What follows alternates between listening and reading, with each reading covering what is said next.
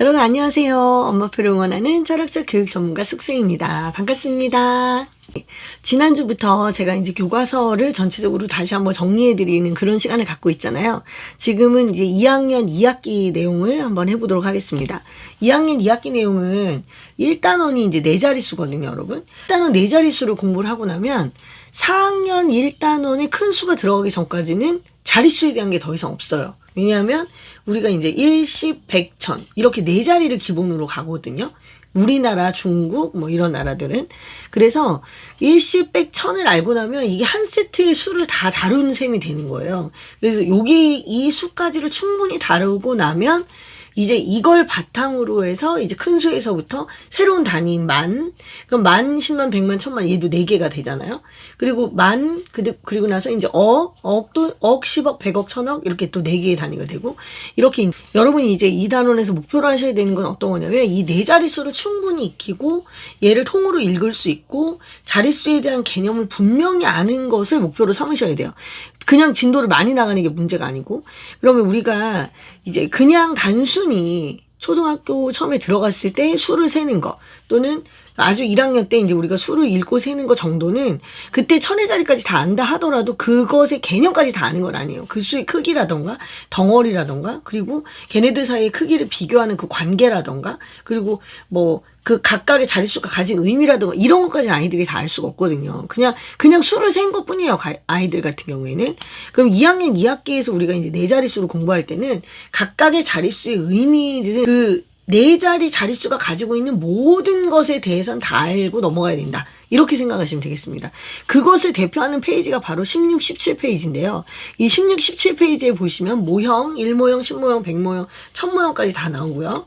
그 다음에 각각의 자릿수에 대한 것들, 각 자리, 예를 들어서 1000의 자리에 3이 있을 때 그 3이 갖는 의미는 3000이다. 이런 것까지 이제 전부 다 알아야 되는 그런 단원입니다. 그리고 식을 전개하는 것까지 다 나와요. 예를 들어서 3423이라고 하는 것은 3000 더하기 400 더하기 20 더하기 3을 의미하는 거다. 이런 것까지 이제 전부 다 공부를 하게 되는 거고, 그것이 각각의 자리에 어떤 숫자가 오느냐. 숫자는 어차피 우리가 십진법을 쓰기 때문에 0, 1, 2, 3, 4, 5, 6, 7, 8, 9 이렇게 10개의 숫자를 쓰지만 그것들이 각각 어느 자리에 오느냐에 따라서 값이 달라진다는 그 최종판이 바로 이 4자릿수라고 보시면 되겠습니다. 그것들을 공부하는 그런 단원이 그런 부분 중에 가장 핵심적인 단원이 바로 이제 16, 17쪽에 해당이 돼요. 여기에 나와 있는 부분은 뭔 일 있어도 여러분이 알고 넘어가셔야 된다. 이 말씀 드리고 싶고요. 그 다음에 우리가 볼 수 있는 게 뭐가 있냐면 이제 26, 27쪽. 26, 27쪽에 보면 여기 탐구 수학이 있습니다, 여러분. 이제 아이들이 수를 읽고, 세고, 크기를 비교할 줄 알아요. 근데 이제 실전에서 그런 연습들이 필요하거든요. 그런 연습을 해볼 수 있는 단원이고요. 이제 수의 크기를 비교하는데 우리나라는 특히나 표를 굉장히 중요하게 여겨요. 그러니까 표 안에서 누구랑 누가 만나서 그 열과 행이 만나가지고 만나는 자리에 들어가는 수 있잖아요. 이런 표, 수 배열표라고 우리가 하는 것들. 그런 것들이 굉장히 많이 다루어지는 편인데 그것들을 갖고 수의 크기를 찾아보고 읽어보고 하는 그런 표가 나와 있어요. 그리고 주사위를 활용하죠, 여기서. 그런 것들이 저는 굉장히 아이들에게 순발력을 요구하고, 그리고 그냥 수를 순서대로만 보는 것이 아니라 여기저기 찾아서 그 수를 읽어볼 수 있게 하는 그런 장점이 있다고 저는 이제 보고 있습니다. 그래서 26, 27쪽은 이제 그런 거고, 크기를 비교해서 누가 더 크고 왜 더 큰지 설명해보고, 그리고 각 자릿수의 숫자를 구했으면 그 숫자가 실제로는 얼마를 의미하는지 그런 걸 이제 실전에서 얘기해보는 그런 자리가 되는 거죠. 그래서 요거 정도 복습을 하시면 괜찮지 않을까 이제 이렇게 생각을 하고요. 자, 2단원이 이제 곱셈 9구인데요, 여러분. 이제 곱셈 9구 같은 경우는 우리가 곱셈 9구를 별도로 보고 있잖아요. 별도로 보고 있다 보니까 이 부분을 9구단으로만 계속 연결을 하시거든요. 근데 사실은 얘는 1학기 6단원에 있던 곱셈하고 이렇게 연결이 되는 단원이죠. 그래서 이 단원 같은 경우에는 곱셈의 특징 같은 것과, 그리고 우리가 2단, 3단, 4단, 5단, 6단, 7단, 8단, 9단 얘네들을 하다가 보면 이 배수라는 단어를 쓰고 있진 않지만 2씩 커지는 수, 3씩 커지는 수, 4씩 커지는 수들 사이에 굉장히 특별한 특징들이 있어요. 이것들을 찾아내야 되는데 사실 아이들이 그걸 직접적으로 찾아내는 거 굉장히 어렵습니다, 여러분. 그리고 이 곱셈 9구에서는 2단부터 9단에 2, 9, 18, 2 곱하기 9까지밖에 나오지 않잖아요. 이 정도 찾아봐서는 그 규칙을 더 찾아내기 어려워요. 그래서 얘를 하실 때는 곱셈99의 99단은 이제 좀 나중에 오시고, 그 메시 커지는 그 특징들, 그 곱셈의 특징들, 그 특징들을 다 알아볼 수 있게 수를 충분히 크게, 뭐 100까지 그렇게 충분히 크게 그 수의 특징들을 찾아볼 수 있는데 좀 더 집중하셨으면 좋겠어요. 예를 들어서 5단이다. 그럼 5단 같은 경우에 1의 자리에 5, 10, 15, 20, 25, 30 이렇게 나오잖아요. 그러면 1의 자리 숫자가 5, 0, 5, 0, 5, 0으로 끝나는구나. 얘네들이 이런 특징이 있어. 그러면 내가 5단을 하지 않더라도 55란 애가 있어. 그러면 얘는 5단을 하다 보면 얘가 나올까? 5씩 끼다 보면 얘가 나올까? 5의 배수란 단어를 쓰지를 못하니까 그런 표현들을 알려주면 되는 거죠. 그리고 이렇게 5단에서 나온 5의 곱들을 우리가 나중에는 5의 배수라고 해 하고 얘기해줘도 저는 무방하다고 봅니다. 그리고 얘네들이 곱셈의 특징을 또 보여줄 수가 있는 게 지금 이제 33쪽 지금 그림을 제가 이제 올려드릴 건데 5, 1은 5, 이 앞에 오는 수를 우리가 곱해지는 수라고 얘기합니다. 그리고 그 뒤에 곱하는 1, 2, 3, 4, 5 이렇게 변하는 얘네들 우리가 곱하는 수라고 얘기를 하는데 얘네들이 지금 계속 변하고 있죠. 하나씩 커지고 있잖아요. 1, 2, 3, 4, 5, 6, 7, 8, 9 그죠? 그럼 곱해지는 수는 고정이 돼 있고 곱하는 수가 하나씩 커질 때 그 곱에는 어떤 변화가 있느냐 이거죠. 그 곱에는 5, 10, 15, 20 이렇게 5씩 커지고 있다는 거 보여주는 거죠. 그러면 이제 아이들하고 어떤 얘기를 해볼 수 있냐면 그럼 2단에서는 어떻게 되냐 이거죠. 2단에서는 2가 공통이에요. 곱해지는 수가 공통이고 1, 2, 3, 4, 5, 6, 7, 8, 9가 계속 변할 때 곱은 그럼 얼마씩 커지겠느냐. 2씩 커지겠죠, 당연히. 그죠? 그러면 6단일 때는 앞에 6으로 바뀌었어. 1, 2, 3, 4, 5, 6, 7, 8, 9는 똑같잖아, 지금 계속 변화되는 폭이. 그죠? 그런데 앞에 오는 수가 2에서 3에서 4에서 5에서 6으로 바뀌면 바뀔수록 곱에도 그런 변화가 생긴다는 거. 이런 수들의 특징. 이런 것도 찾아보셔야 되고 32쪽의 그림을 이제 제가 제시를 해놨는데 거기 보면 5 곱하기 3이라는 게 5개씩 세 줄로 그림이 그려져 있어요. 얘는 결국엔 5cm하고 3cm를 곱한 직사각형의 넓이하고도 동일하거든요. 그죠? 그래서 이 곱하기라고 하는 것은 곱셈, 계산을 해서 개수를 세는 것에서만 멈추는 것이 아니라 나중에 도형의 넓이하고도 연결이 된다는 것을 아이들에게 얘기해주면 저는 굉장히 좋다고 생각을 하고 이 그림에 5 곱하기 4라는 그림이 나오는데 이 5 곱하기 4라는 그림이 5 곱하기 3에 한 줄이 더 되게 그림이 나와요. 그러니까 이 그림이 의미하는 바가 뭐냐 이거죠.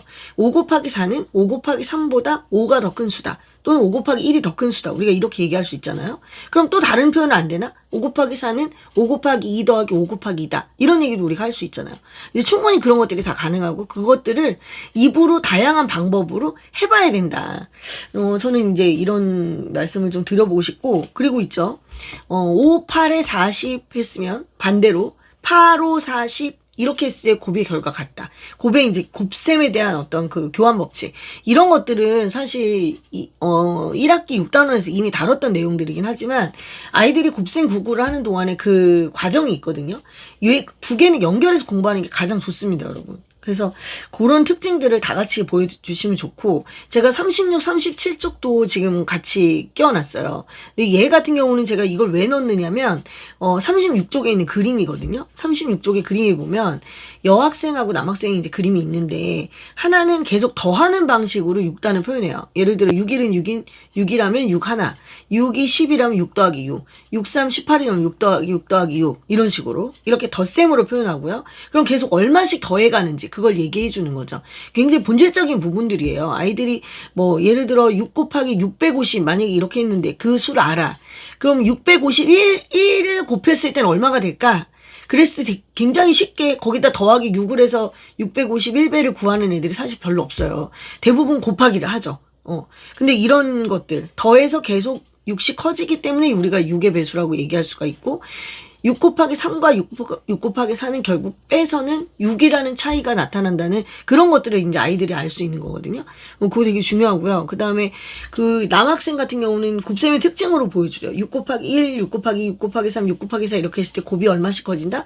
6, 12, 18, 6씩 커지고 있다. 이것들을 이제 보여주는 요런 그림들이 저는 굉장히 중요하다고 생각했기 때문에 이걸 넣었어요. 그러니까 요거 한번 꼭 요런 부분이 얘 하나만 있는 게 아니잖아요, 여러분. 그죠? 제가 모든 걸 넣을 수 없기 때문에 이런 걸 이 정도만 넣는 거잖아요. 그럼 구구단마다 다 확인해서 연습을 하시면 좋고, 구구단이 다 돼요. 그럼 구구단이 다 되면 거기서 멈추지 마시고 11, 12, 13 걔네들도 계속 찾아보시면 되잖아요. 꼭 구구단으로 외워야 곱셈 구구인가요, 여러분? 그렇게 생각하지 마시고 수들의 특징을 계속 본다고 생각하시면 저는 굉장히 좋을 것 같습니다. 확장하세요, 확장. 네. 그렇게 하시면 좋고요. 그 다음에 탐구수학의 56, 57쪽을 제가 삽입을 했어요. 여기를 보시면 진짜 도형의 넓이하고 곱셈이 굉장히 밀접하구나라는 걸 많이 느낄 수 있거든요. 이거 한번 확인해 보시고요. 거기에 보면 그 쌓기나무를 쌓아놨는데 얘를 표현한 방법이 뭐 21개가 예를 들어서 있어요. 그러면 21개 같은 경우에는 5 곱하기 5, 5개씩 5묶음. 그러면 25개잖아요. 거기서 2 곱하기 2, 즉 4개를 빼면 된다. 이런 방식도 충분히 할 수 있거든요. 그런 도형의 넓이하고도 아주 연결이 된다는 것을 아주 직접적으로 보여주고 있어요. 이런 부분들, 그리고 아이들에게 계속 강조를 해야 되죠. 우리가 곱셈이라고 하는 것은 곱셈이 거기서만 끝난 것이 아니라 반드시 그 직사각형의 도형의 넓이, 정사각형의 도형의 넓이 이런 것과 아주 밀접한 영향을 가지고 있다. 그 나중에 곱셈을 하다가 보면 이제 2자리 곱하기 2자리를 정말 사각형으로 보여줘요. 3학년 2학기 교과서에서.